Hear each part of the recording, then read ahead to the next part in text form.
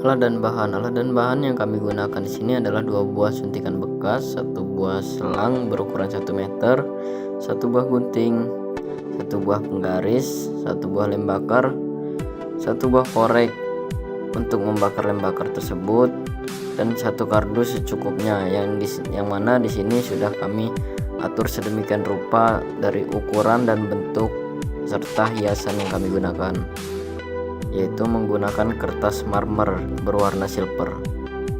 Selanjutnya prosedur pembuatan. Pertama, buat lubang atau bolongin terlebih dahulu kardus yang sudah diukur atau dibentuk. Selanjutnya masukkan 1 buah suntikan ke dalam kardus tersebut.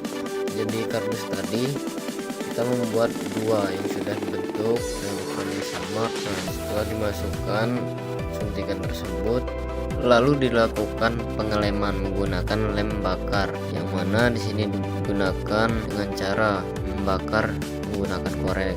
Lakukan pengeleman pada seluruh bagian yang dirasa perlu untuk dilakukan pengeleman agar lebih kencang dan kuat.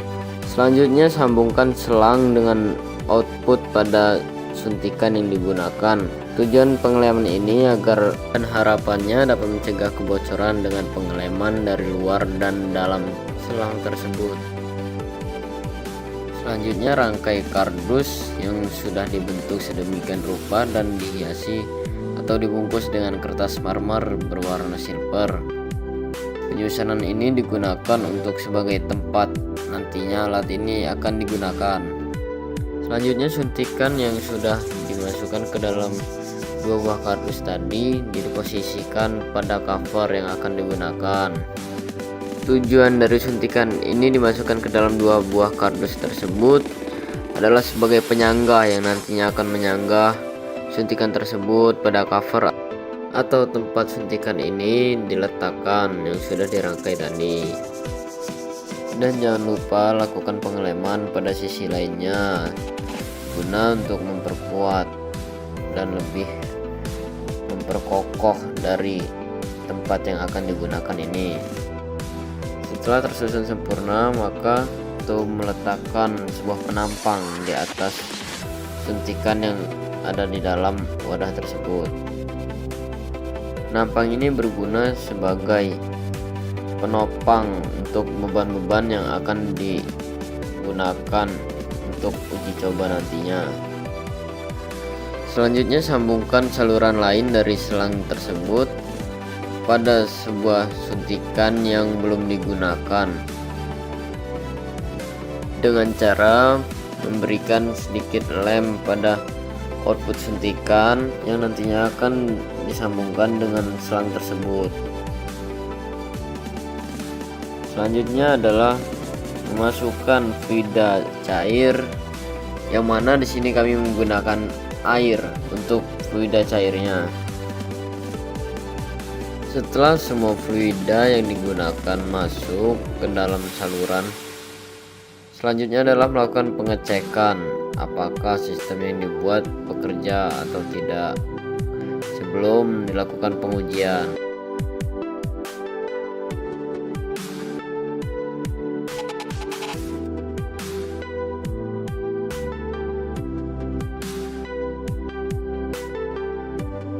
Setelah alat yang dibuat lulus dari tahap percobaan, maka selanjutnya bisa digunakan untuk melakukan pengujian dengan menggunakan beban-beban yang ringan terlebih dahulu. Dan pengujian dapat dilakukan hingga dengan menggunakan beban yang sangat berat. Di sini kami menggunakan 1 buah buku mekanika fluida dan 1 buah handphone.